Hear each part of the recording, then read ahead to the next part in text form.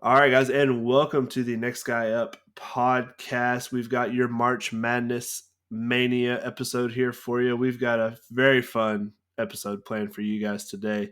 We actually have a very good treat. Mason is going to be doing his punishment from his mortal lock bet that did not hit.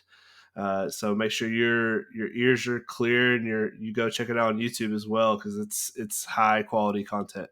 We're going to be doing a full breakdown of all of these Sweet 16 games and giving out our picks, not even just betting, but we're going to be doing a pick'em contest as well to see who picks up the overall winners for the weekend. But without further ado, let's get into the episode.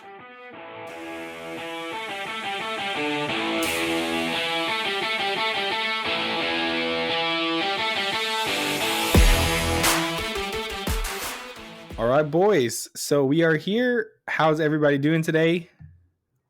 Doing a lot better than Mason. Not so good. Mason. This is not good. Mason, so we kind of teased this on the Monday episode. Mason is doing one of his first punishment for March Madness picks. This was encouraged by all the listeners that said, we want to see some punishments from Mason. Yeah. Is that true, Mason? Specifically me. Yeah. Lots of emails asking Mason to punish himself. Yeah. I will say, I think we had a pretty tough betting weekend. I think this is Mason's way of like encouraging some good betting practices. You think that's true, Mason? Make sure your bets are solid.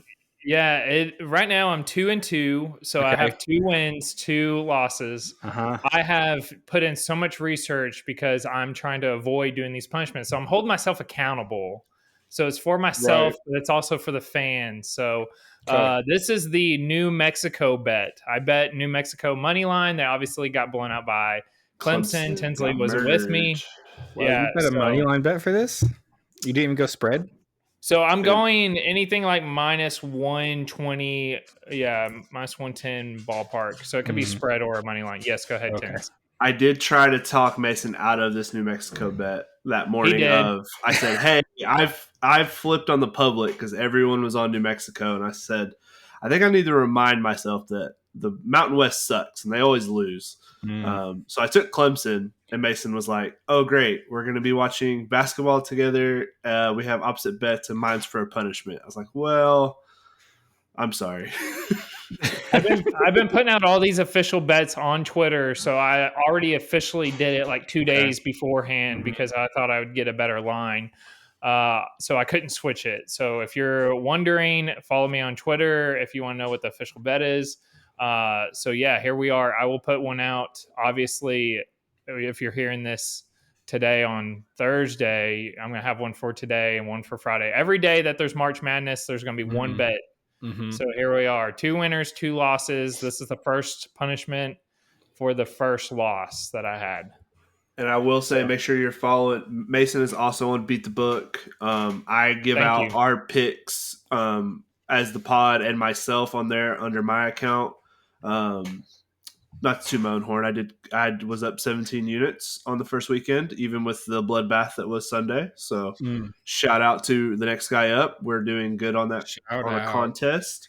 I know we missed a couple really bad ones, like Texas A&M, so close overtime. Had tough we break. Just bet the spread like you should, when you're given 10 points with an underdog, you should just take the spread. Probably. But we got greedy with the money line. We tried to win it back. Yeah. Tins, you weren't in here when I said this. I think I've got another good idea for Mason punishment. Okay.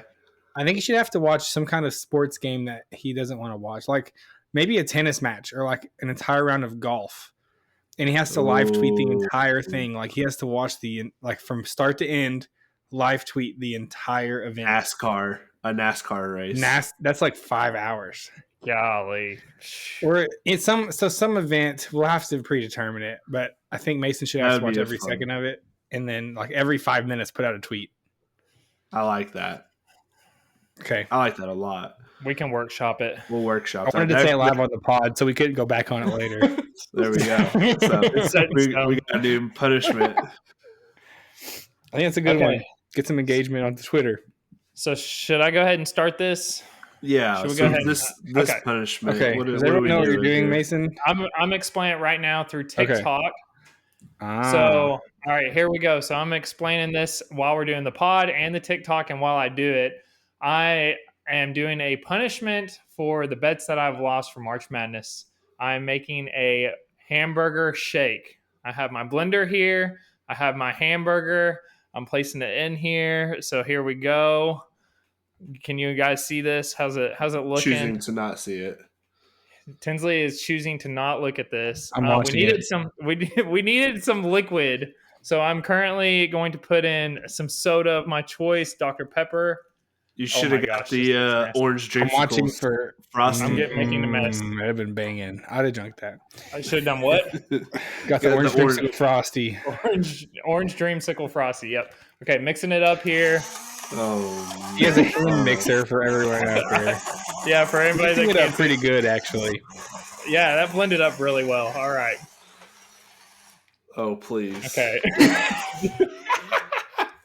Just the Okay, this looking there. I don't do Shout out good New with Mexico. puke. Oh, this is bad. What no. do you think was going to smell like this? Oh, Mason. Okay, here we go. Dr. Pepper I have in to it. finish this by the time of the end of the podcast. You need to Here's my just first go. The end of the podcast? Oh, Mason. Oh, this is bad. Oh, I got water. You took a sip, everybody. For took all our my audio first sip. listeners. Okay. You took a pretty Yeah. decent sized sip. I think Tins is closer to throwing up than Mason, potentially. Oh, it smells rank. I think if I just like hold my nose, I can taste a lot of the Dr. Pepper. Okay, so it was a single from Wendy's. The dollar single shout out. March shout Madness. out to Wendy's. The pickles, tomatoes, I can't even think right now. I'm good on Onions, mustard, cheese, and ketchup. Oh, it's like chunky too. Okay. So let's go ahead and start with and I'll keep drinking it a little bit as we're going. So let's go ahead and start with some March Madness talk, everybody. Oh, you're just gonna drink it slowly as you go. Yeah, Tinsley, let's. that'll go kick it good off. for you. Yeah. Okay, so the Sweet 16 is upon us. I think I will say in my bracket that I built out for our group, I picked Auburn to win it all. That did not age very well at all. My other bracket, I've got Yukon winning, so that one's still holding strong, even though I have them losing to Kentucky in the championship games, which also did not age well. My brackets are pretty much gone at this point, but the Sweet 16 is as close to a chalk Sweet 16 as I've seen, I think, maybe in the past, 10 or 15 years. It seems like the only double-digit seed is NC State, who feels like not really like a Cinderella team, honestly. They kind of they're a legitimate team. Shout out to DJ Burns. Mason is still chugging this in the background. This is so bad. Sorry, DJ Burns. Where were we? So there's a lot of exciting games coming up. We're going to preview all of them, all 8 of them here. Before we get there, I have a little bit of a challenge for Mason and Tins, which just may be super easy. I don't know. But here's what we're going to do. We're going to do our typical trivia format. We're going to go back and forth. And we're going to see how quickly we can name off all 16 of our Sweet 16 teams. Is everybody ready? Yeah. Between Tins and Mason. Mason, how do you feel about that? Pretty good, I think. Okay, pretty good, he thinks. I can't think straight. So okay, Mason can't even think right now, apparently. Okay, Mason, go first. We're going to see how quickly we can do this. Okay, Alabama. Okay. Florida Atlantic. Duke. NC State. Wait, Florida Atlantic still? Florida Atlantic is not in this. Oh, you already lost. Let's go, baby. Ain't it so confident with that one? Okay. Okay. Try to think of the weird ones and let Mason get the big. You get a redo. You get a redo. Start over. All right. Alabama. San Diego State. Okay. Mason. Clemson. Okay. Iowa State. Okay. Illinois. Good. Duke. Okay. North Carolina. Yep. Houston. That's 8. Iowa State. Marquette. It was I already Did I said say Iowa State? Yeah. Marquette. Okay. Tennessee. Okay. 6 more. What are we You missing? picked pretty much the entire first day is done. And Creighton. the entire game. Yep. Good. 5 more. Purdue. Yep. Who's playing Purdue? Who is playing Purdue? Shoot. I already forgot them. I know who they played last week because I bet on them and they lost. Not going to help you. State. No, it's not. When we zig, they Gonzaga. True. Thank you, Tens. I'm sorry. This milkshake burger milkshake is. You already said Houston. I already said Houston. Did he? Yeah. My county might be wrong. I feel like there's one that we haven't said for sure. There's 2 we haven't said for sure. There's 2. Is it Yukon? Yukon. Mason, 2 seed. We already said Marquette. True. Very forgettable team. We already said Iowa State. Not them. They're not forgettable. Great best defense in the tournament. Who's forgettable? Tell me. See, you forgot them. Frauds. Exactly. Oh, big frauds. We already said Houston. Arizona. It's Arizona. You guys like to say Houston frauds, though. I think that was it. Okay. I'm trying to look through the list and I think that's it. Okay. So, some interesting teams there. Some big surprises, honestly, there. Clemson is kind of jumped in the bottom of that pack and is low key right there and has played very well, but no one's really talking about them very much. I don't think anyone really assumes they're going to go much further than they're at. I did pull a pretty interesting stat that I've been keeping track of. Ken Palm keeps track of a defensive and offensive rating, like adjusted for opponent. Basically, it's how many points you are scoring per 100 possessions versus how many points you're being scored on per 100 possessions. And I sent this to the boys, so we can't really like do a fun guessing game. But the best defense so far has been Iowa State by a pretty wide margin. Actually, their defense has been pretty incredible, allowing like 85 points per 100 possessions. Best offense in the nation so far has been Gonzaga. Well, this is over the last 10 games. So I think there's an argument to be said that Gonzaga was playing some pretty garbage competition. And they were losing too. They were losing in their conference. They lost to St. Mary's in the championship game. Their offense was playing well. Yeah. But they weren't winning games. So they're a weird team to kind of put your thumb on right now, to me. But scoring 135 points per 100 possessions. So that is the highest offense. The next highest is Illinois. And then comes Yukon, Duke, Purdue. Worst defense. Any guesses on the worst defensive rating? You would be shocked to hear that it is one Alabama Crimson Tide. What a shocker. Who only came in like halfway up the list for the offensive ranking. So if you wanted a team that I think is not going to make it further than the Sweet 16, I think Alabama would be a good one to bet on. They're a 4.5 point underdog against North Carolina. Yeah. Would you take that? I'm smashing that.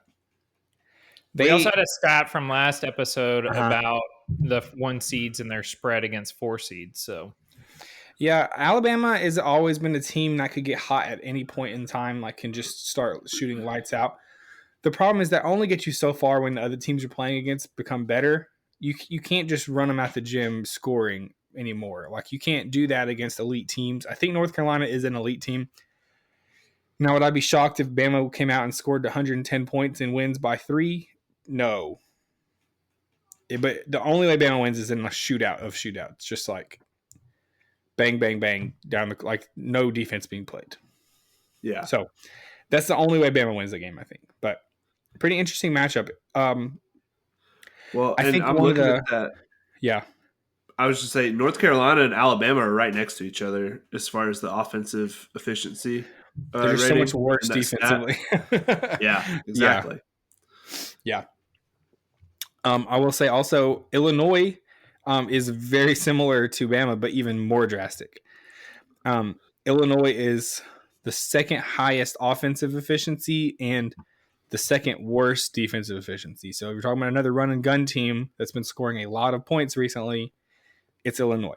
Not playing a lot of defense, but just scoring a ton of points. So there's Which something is to going look to out be for. interesting for them to be playing against Iowa State, which you just said was the best defense. So best offense versus best defense But scenario. so another interesting storyline here a little bit.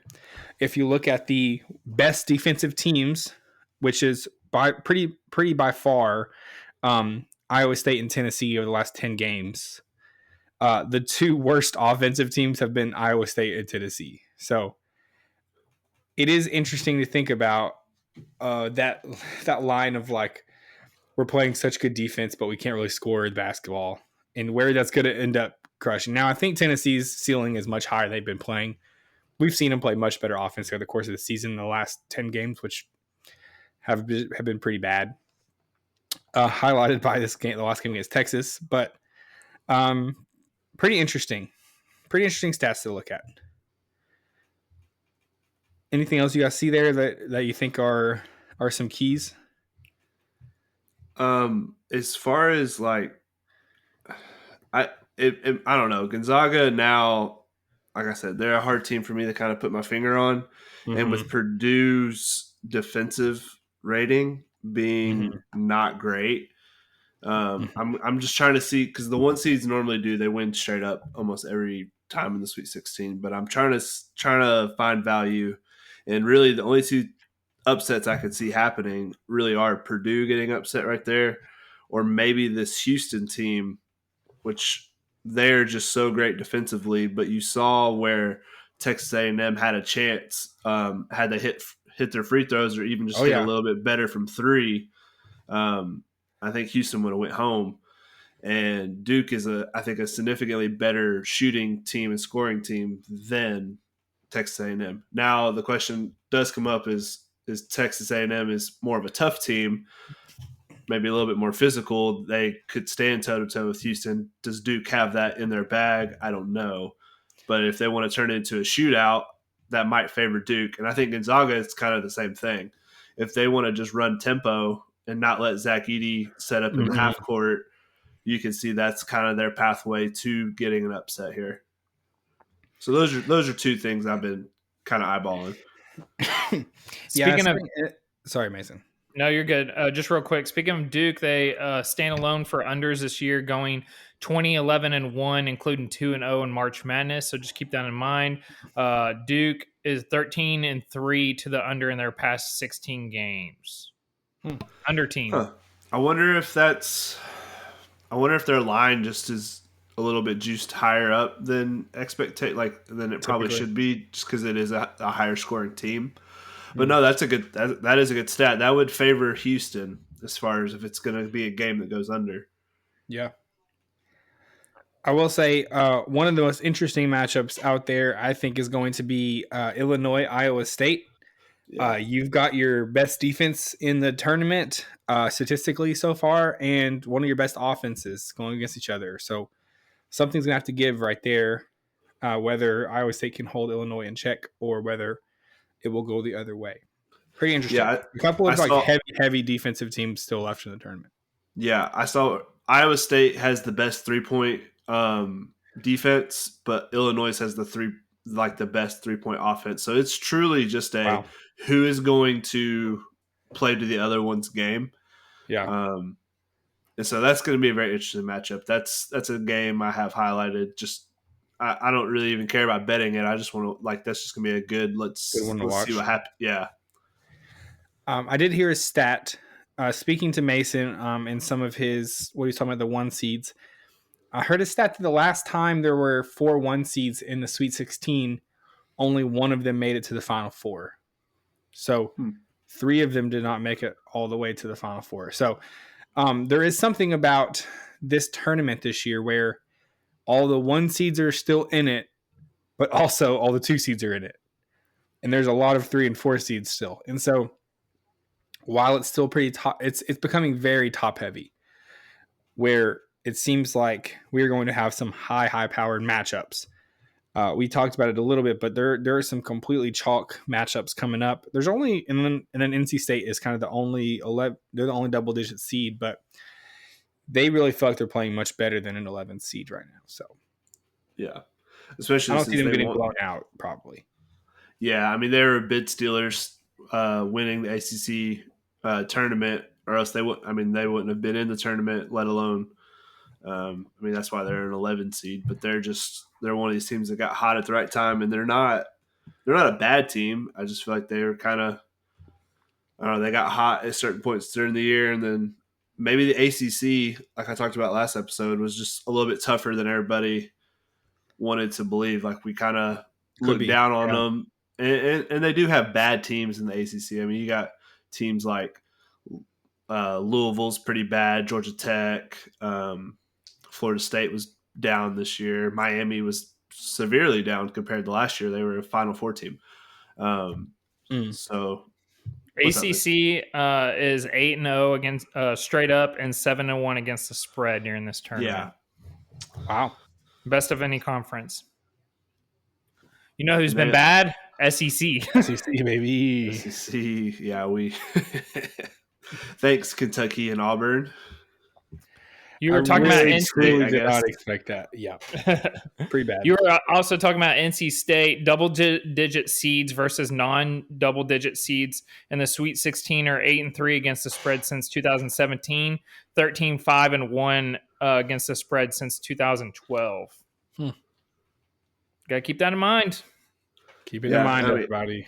They're sitting at 6.5 right now against Marquette, and Marquette's just they're a team I don't really know how to handicap right now because Tyler Kolek is their best player, and he had just missed so much time before the tournament started. Yeah. I mean, he's looked great in their first 2 games. He's shown why he was their best player and why they were a top 10 ranked team at times this year. I just don't know how they match up because you saw it with Colorado. Edie Lampkin is a bigger fella at center. He's got some post moves and can do some stuff and do some damage. And he was doing okay against Marquette, but he's not as skilled as a player as DJ Burns is. DJ Burns, can do. I mean, he's got post moves. He can shoot it a little bit. He's a great passer, and that was one thing. Edie Lampkin, because I took Colorado. I was screaming at my TV like every time Edie Lampkin got the ball, it was a turn. Like if it was an immediate post up score, he was turning it over with some weird passes. But DJ Burns makes great passes. People make money off DJ Burns' assist total props. I mean, he's a good passer. So that's gonna be. I definitely like that spread there. I don't know if they've got enough firepower to beat Marquette, but it's definitely going to be another. I feel like these are all pretty good. Like, there's not one of these games where I'm like, oh, that's a blowout, and I don't really care about watching it. Like, I feel like they're all got good storylines and good matchups. Other than maybe Clemson, I don't have a clue about Clemson. This team's. I took Baylor and I was watching that game. Like, what is this Clemson team? What is happening? Okay, I think this works. Let's just do this as a way to kind of organize our thoughts here. Why don't we go matchup by matchup through this to do that through the 8 games? We'll talk about how we feel, and we're gonna do a little bit of a pick'em this week. We are each going to talk about. We're each gonna preview a matchup and then talk about who we think is gonna win. And at the end of the weekend, we'll calculate who kind of won the Sweet 16 here. So let's start off with one that maybe, and there might be a lot of these that are chalk. I don't know. This is going to get interesting. Let's start off with Yukon, San Diego State. Yukon, San Diego State. 10's high on Yukon. We haven't not mentioned them really so far. What do you think's going to happen there? I think it's Yukon. I think it's Yukon covering the -11. Wow. I didn't save the stat. Mason maybe has it, but number 1 seeds that are favored over 8 points have covered. It was like 68%. in the Sweet Wow. 16. So it's a big number. San Diego State has done well in the tournament so far, but this Yukon team, Danny Hurley has got these guys motivated like the world is against them. He's openly now talked about how the committee tried to put roadblocks in their way of repeating. Felt like they were targeted as the number one overall seed, worse than any other number one overall seed's ever been targeted. Wow, He was mad about the early tip on Thursday. He's like, "Oh, good, that means I only have a couple days, so I can go in the locker room and tell the guys they don't want us to get any rest." So this is just a highly motivated Yukon team. It sounds like what what Kirby Smart does with Yes, Georgia. with Georgia, yeah, It's exactly the same thing. Like they're doubting us right now. Everyone's against us, and we're like, no one's doubting you, Kirby Smart. You're number one in the nation. Like we all know you're good. Should you chill out? Yeah. This is what happens. He's creating his own bulletin board material. Well, it's worked for him. Well, he literally said our plan is to blow everyone out in this tournament. Now that was a real quote. So they've done it so far. They've done a good job of it. Well, they did it last year too. They covered every spread by a significant margin. So I'm not going to start doubting UConn right now. I know, especially and it's in Boston. It's a home game. Mason is finishing his shake right now. Oh, so close. What a disaster. He's been taking drinks every so often. Making horrible faces every time. I'm almost there, guys. He's almost done. I think I'm also on UConn here. But I will say that I'm trying to think of what it's going to take to beat UConn. Like what kind of, I don't know. They seem unstoppable a little bit right now. But like, I don't know, believe the narratives or don't believe the narratives. They've not really played a lot of tough competition up to this point so far. So they've certainly handled business, but they have not seen a team that's very competitive. Now, is San Diego State going to be very competitive? I truly don't know the answer to that. Do we like? I've not watched very much San Diego State this season, to be fair. So I don't honestly know very much about this team. But I think, it's hard for me to see UConn losing this game. I don't think they're going to be unprepared and kind of see it as a trap game. I think other teams could be there with this kind of matchup, looking ahead to a bigger matchup next round. But I don't think UConn's going to do that. No, I don't think so either. I mean, they feel very focused. I mean, UConn's losses this year, they lost to a Creighton team who shot an absurd amount from three. They lost a bad game against Seton Hall, which is, that kind of stuff happens. Creighton shot 50% from three the night they beat them. Just saw that. So, I don't know. This Creighton team, this UConn team just does not feel like they have a weakness that's glaring that San Diego State can take advantage of. Yeah, San Diego State so far has beat UAB and Yale to get here. So right. They beat a 12 and a 13 seed to get to the Sweet 16. Yeah. So now here they sit. I don't see it. Mason, UConn? Okay. And against the spread. That might be my bet that I go with. Wow. For my punishment against the punishment. So I have to believe they're beatable. I have to believe UConn's beatable. Maybe not by San Diego State. Not by San Diego State. No. Maybe Iowa State. That'd be fun. Okay. All right. Second matchup of. These aren't actually going in order. I don't think. Maybe they are. We have Clemson, Arizona is the first game Thursday. Is the first game Thursday? Okay, so let's do Clemson, Arizona. Let's do it. Clemson, Arizona. We forgot Arizona was even in the tournament a few minutes ago. Clemson is kind of snuck in. Very odd. They beat a Baylor team. A lot of people had going pretty far. So, Tins, what do you think? Clemson, Arizona. All right. So this. I got two upset spots. I'm gonna take this one right here. I'm gonna go Clemson. Wow. When I saw from them, they seem like a steady team. They don't do any one thing great.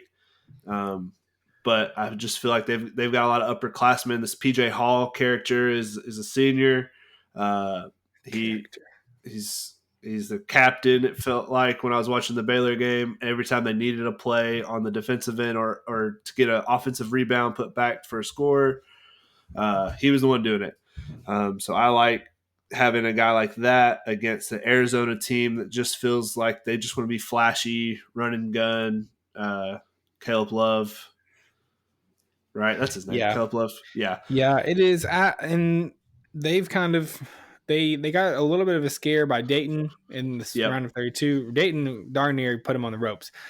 yeah, And so I don't know. Like I said, this Arizona team I've kind of seen as a fraud for a while. They had a pretty good start to the season, and then their schedule's been very soft. So they're kind of really hard for me to put my finger on. yeah. Sometimes they look really good. Sometimes they look very mediocre. And I think that comes from they're a high volume shooting team. They're Mm-hmm. not consistent. They're not consistent with how they score, and so they have those games where if they're hitting, they could probably beat just about anybody. They're kind of like Alabama in that way to me. Mm-hmm. So I'm going to take Clemson. That's why I'm just going to roll with Clemson. I'm going to take the points, but for our contest, I'll go upset and just try to get one there. But 7.5's a lot of points to me. It does feel like a They, lot. It feels like it could come down to it, I think. Yeah. they have been the upset team so far. I've doubted them each time. Tinsley talked about FAU, which he thought was in the tournament this year. They were the ones to make a run last They were in year. the tournament. They just lost to Northwestern in the first Oh round. yeah, thought that was still in the tournament. So I can see where Tinsley would think that there's got to be a team that's surprising that could make a run or not. This is where we do have some upsets. However, am going to go with Arizona. I'm just gonna. I have a future on them to make it to win their region, so I'm gonna stick with them. I don't want to bet against them. Yep. Interesting. This one's pretty tough for me, to be honest. I think it could be very close. I think I'm rolling with Clemson as well. I don't know. I think Arizona they go a little bit quiet for a minute. I think a team they could get upset. I think this might be it. Tinsley didn't want you betting with me or betting with him. He wanted you. Sorry, sir. You always want to be the lone wolf because if Arizona does win, then I have a point up on both of you. Where That's all right. I'll take Zach. Me and Zach, we'll team up here. That's fine. But then you'll tie together. That's all right. We'll have something different eventually. I'm sure. Well, I don't know. We did have every single one of our bowl game pick'em contest. I don't think we did very good. Yeah, I don't think we sure did not. Okay. Boy, I don't know what the schedule is. Tins, do you know what the? Yeah, I got you. So the next have game, the bracket pulled up, but not the schedule. You're fine. So the next game was San Diego State and Yukon. We already talked about that. So the game after that will be Alabama and North Carolina. Whew, boy, I really think this might be the game of the weekend. You think so? I think this could turn into a shootout pretty fast. Like I think this could be run and gun. A lot of points scored high. Like it could be in the 90s, like and just going back and forth. Now, the other option is Alabama just completely lays an egg. Mark Sears never gets going, and North Carolina runs away with it. I think those are the two options: is North Carolina wins big, or it's a very high scoring shootout. I think either way, I'm going with North Carolina. So, yeah, after seeing what here. Yeah. After I saw what Florida did to Alabama in the paint, Armando Bacot is going to have a field day with this Alabama team. And then Davis, who is a high octane scorer for North Carolina, he has slept on defensively. He is a very good defensive guard. He's going to make Sears look dumb. Sears' mom is going to be crying in the stands when she's doing her little free throw routine with him. She's going to be sad because he's not going to get any free throws because Davis is just going to have him shut down the whole game. So I'm taking UNC, and it might be my biggest. I might move the line for UNC. Wow. What is the line? It's 4. 4.5. 4.5. It's been moving. I think there's a good chance. Like I think there's like a 70% chance it's North Carolina wins big. 30% chance it is a really tight shootout. Yeah, and then you'll see Nate Oates go and take the Kings job in the NBA. He's a fraud loser. Wow, you heard it here first, everybody. Guys, I will say that I actually really like watching Baycott play basketball. In a way, I have some Zach Edey takes. I'm waiting on the Purdue game. But in the way a lot of people criticize Zach Edey's game, I think Baycott is like a true, like really good big man who plays the position really well. He's really smart. Just when you watch him, you're like, man, that guy knows what he's doing. Like he's controlling the floor, and he's not 7'2" or whatever. So Yeah.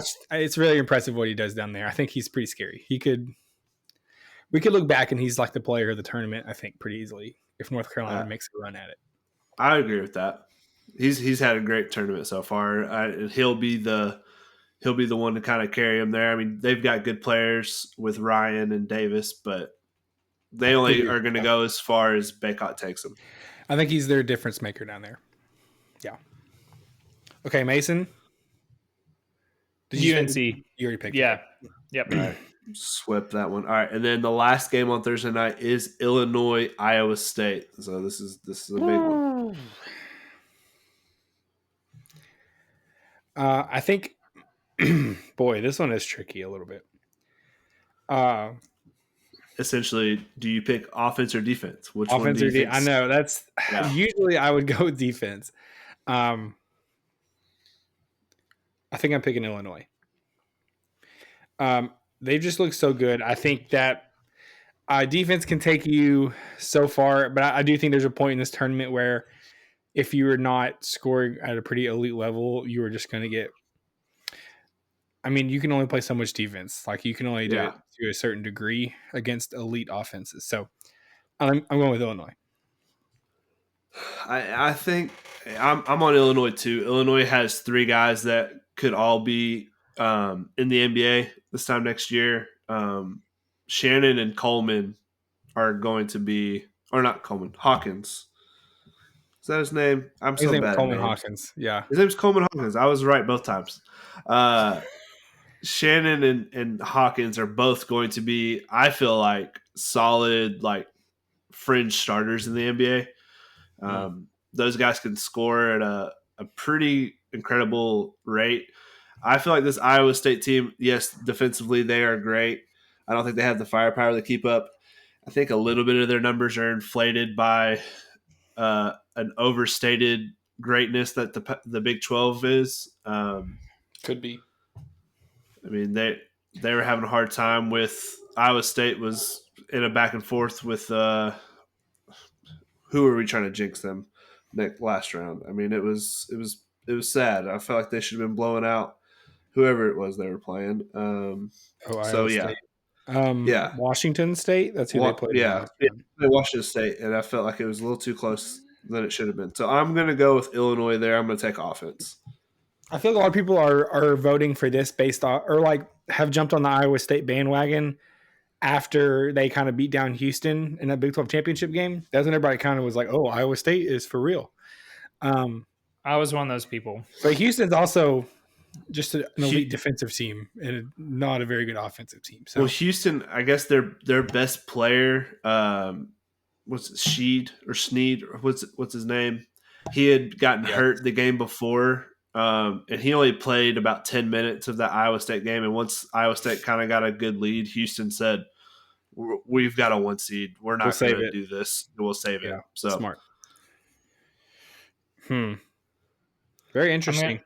Mason? I'm going to go with Iowa State here. Brad Underwood and Illinois have the worst first half record against the spread for the last 3 seasons of any team. So if they go down early, I don't think that they can catch back up. So that's like my math there. They're a pick 'em for the first half. He's had the worst record in the past 3 seasons, usually trailing at the half. I'm going to say that they're going to trail at the half, and Iowa State's going to hold on to the lead. There's my pick. The tightest line of the weekend, or of the round, 1.5 point spread. Close game. Yeah. So, very tight. Okay. Moving on to the second half of this Sweet 16. We have NC State versus Marquette. NC State Marquette. This is a really weird matchup. I don't even understand how to begin thinking about this game happening. So I don't either. But I need Can I me and you start us? to have a different pick this time. Are I'm we going to the kick same? us off. So far, Oh, I yes. don't know. Let's go. I know Tins wants his upset right here. You said you had 2 upset slots. I know this is your other one. No? No. Okay. Mason, you started. Kick us off. I'm going to go with NC State. They totally blew out Texas Tech. Yes, they had Oakland last week, but Marquette's had some close games here. They almost actually lost it. We all were keeping up with the game, but they almost lost to Colorado. I know that they live and die by the 3. They were hitting those threes. I feel like their luck could finally run out a little bit. Give me NC State. Upset. We need that one upset team to get in there. Like a big underdog. So here we go. You know what? I think I'm also on NC State here. I think this NC State team is kind of built for a March run.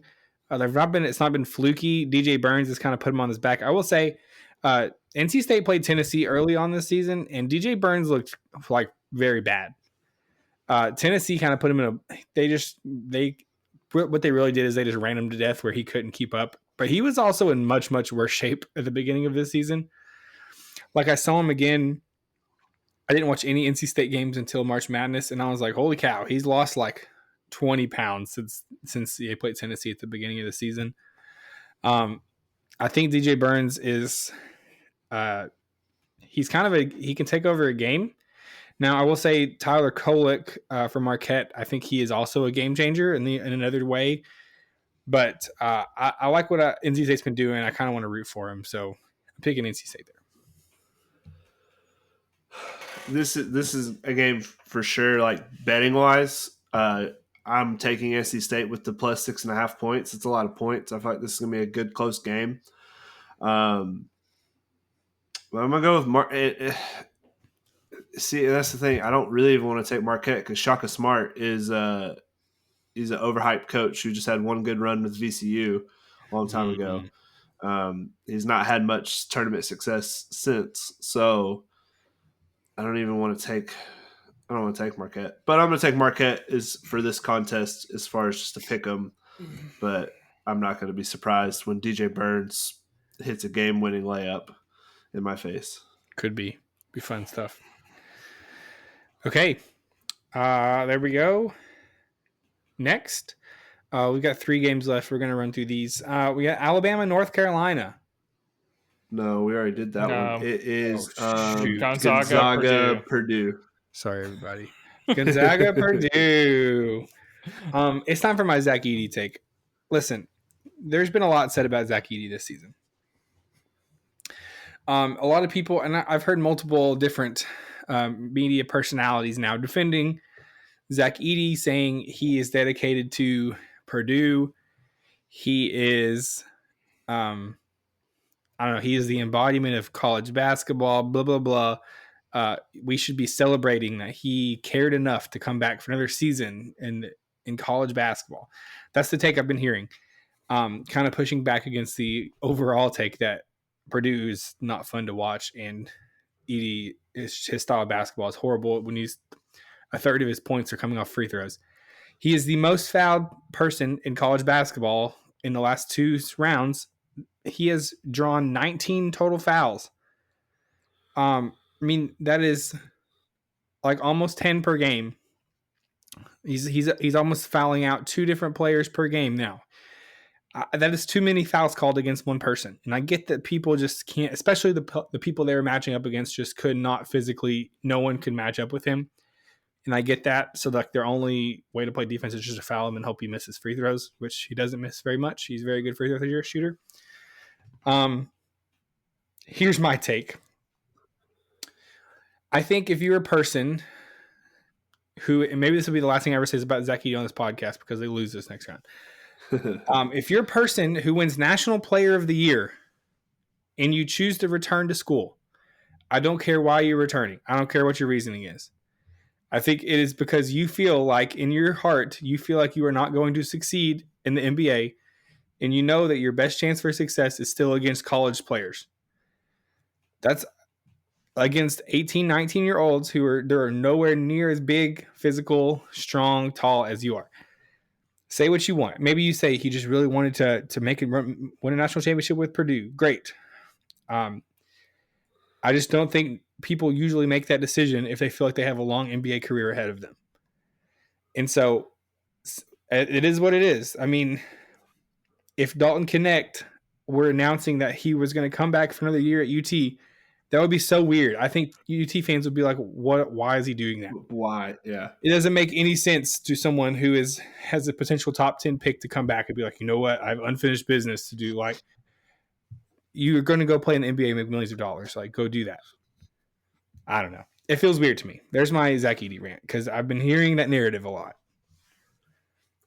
I'm always down for a good Zach Edey rant. I'm very ready to not see him play college basketball anymore. That being said, this is my second upset spot. I am taking Gonzaga. This is a team that I shouldn't have any kind of faith in whatsoever. I think their coach is good. This is a solid team. This is not even the most talented Gonzaga team we've seen in a long time. Mm-hmm. But they played each other in the Maui tournament. Mm-hmm. The Gonzaga had the right game plan. They made Zach Edey play up top for defense. They drug him out of camping out under the paint. They put him in transition. They had a good game plan. They just didn't execute it all 40 minutes of it and got themselves in the foul trouble and let Zach Edey kind of take over from there. I just feel like the refs are not going to let him win this game by themselves at a Sweet 16 with all this pressure on them. And maybe I'm wrong, but I feel like they're going to let the boys play a little bit. Mark Few is going to make Zach Edey move. He's not going to just stick his center down there against him on the offensive end and just like, hey, go post up against Zach Edey and clog the middle. Like, no, you can come out on the 3-point line and let's open this up. So I feel like Gonzaga's got a shot right here, so I'm going to take it with them. Is Gonzaga. it possible? Yeah. Oh, Mason picks Gonzaga as well. 60%, 60.3% field goal percentage against Kansas, 53.3% field goal percentage on 3-point line against Kansas. Final score 89-68 against a good Kansas team. We don't even have to go over McNeese because it was not McNeese, a good Kansas team. A better team than what? Huh? 4 seed? Yeah, with they're missing their best player. And Hunter Dickinson was not 100% or even close. Yeah, a decent Hunter team. Dickinson sucks. Not McNeese. I'm not going to even go over the McNeese comparison. But go ahead. I'm taking Purdue for one reason, one reason only. Sure. For one reason, I want Zach Edey, and we're going to clip this. We're by the end of this weekend. Somebody's going to clip this and be like, "Wow, what an idiot!" I want to play him. Is it possible to get Zach Edey in foul trouble? Has anybody been able to do that this season? No, I feel like he just How never does that not happen? has fouls called against him. Because I guess whenever he blocks a shot, it's all ball. Allegedly. I don't know. I think Purdue is beatable, but I think Zach Edey. I'm not gonna mince words here. I just want to see them in the Elite Eight. So that's my take. I want to play Purdue. We played them early in the season. We played them very close. It was like a 5-point game. Sure. I think we got it in them. So there's that. All right, let's wrap it up. We have 2 games left. Houston. Duke, Houston. Very interesting game. Yeah, this one. It depends on what Duke you see here. I think there's a reality where Filipowski totally gets punked, plays the victim thing he really enjoys doing, and goes down really. And Duke goes down really sad to Houston. I think there's also a reality where Duke plays up to their potential and wins this game. So it's very tough for me to pick that one. I think.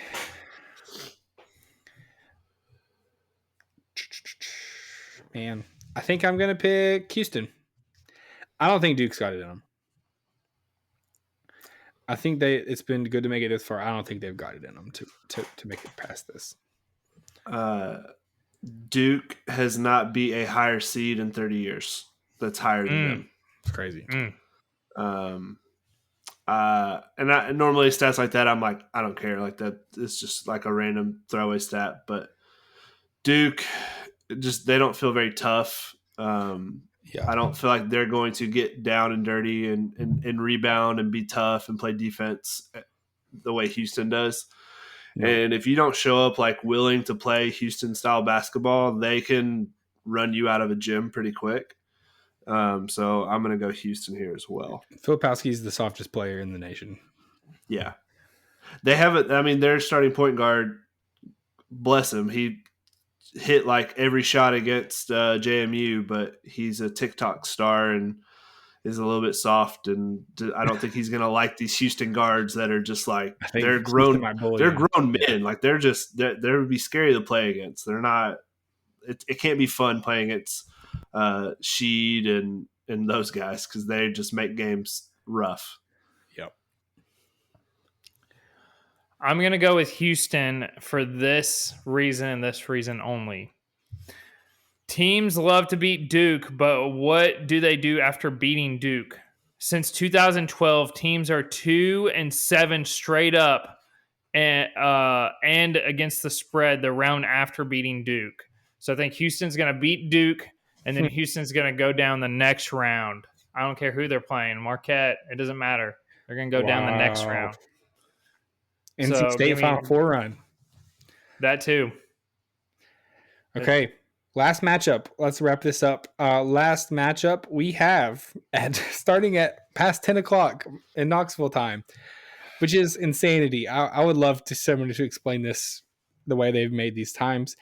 Every game is super late, and I get that like you have to do something like that for the West Coast to be able to watch games. Like it's starting really late, and it's pretty gross.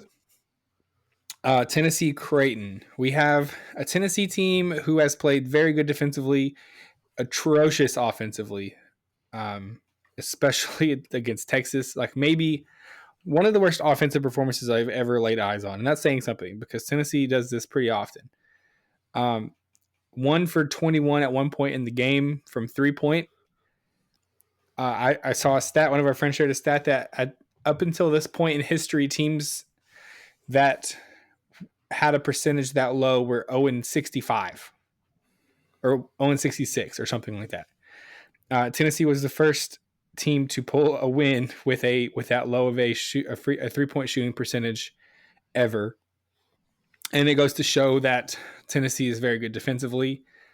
I think you're betting on whether or not you feel like Tennessee's offense is going to kick it into gear or not. I think that's the question. If Tennessee has another offense performance like that, they lose pretty handily, I think, to this Creighton team. But if Dalton Connect plays like Dalton Connect has played all year, if you have anyone else scoring any amount of points, and I still think the key, I've watched a lot of Tennessee basketball this year. I still think the key to this team going further than where they are is Jonas Adu putting up about 15 points. I think if he does that, your chance of winning is high. If he can give you a significant contribution, then Tennessee has a good chance of winning. If not, they can shut down Dalton Connect and put all of their defensive emphasis there. If no one else is shooting threes, they're cooked.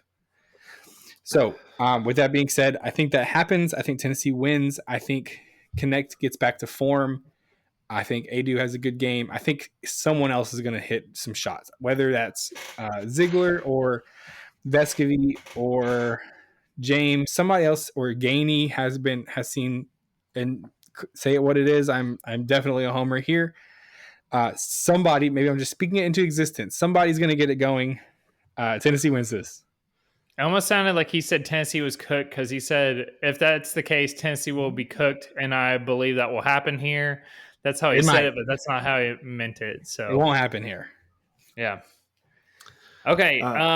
You want to go Tens? I'm pretty sure I'm going Tennessee. I saw this Creighton team almost lose to 2 men single-handedly from Oregon. Hilarious. Creighton is the definition of live or die by the three ball. Yeah. If they're not hitting, it's not going to be good. They've got one guy who plays good defense. It's their center.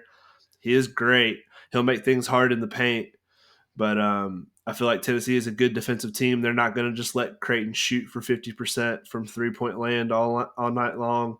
And I agree. I think Dalton Connect has his tournament moment because he's been kind of quiet these first two games. I think he has his he puts his foot down and gets it going this game. I'm also going to go with Tennessee, but if you're betting on Rick Barnes, be careful. Rick Barnes is 4-16 against the spread in the NCAA tournament since 2010. How's Greg McDermott on the other side, though? I don't feel like he's a good tournament coach either. I don't have that stat. Okay. Of course you don't. Cherry picking stats, Mason. This Creighton program is hyped up a lot every year, and they don't ever meet expectations. So I'm not very high on them. Well, I still believe in Tennessee. I'm just saying with the history of against the spread. Okay. It's a 2.5 point spread right now, everybody, by the way. UT. Yeah, it's the second tightest game of the round of 16. Second. You betting that, Zach? You betting that? I don't know. I think it's dangerous if I start betting on this. I'll get too invested. I'm already very invested. I don't know if I need to be more invested. Yeah, Sweet 16. Pick your spots. I wouldn't pick being double invested on UT. You know how you can be even more invested? You do a punishment. That's how you get invested. I do not feel good, by the way, everybody. My stomach is in shambles right now. Yeah, because that's not how you're supposed to consume a hamburger.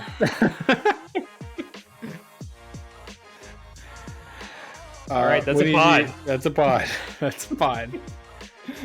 I can't wait for Mason to have to watch an entire round of golf in live tweeted.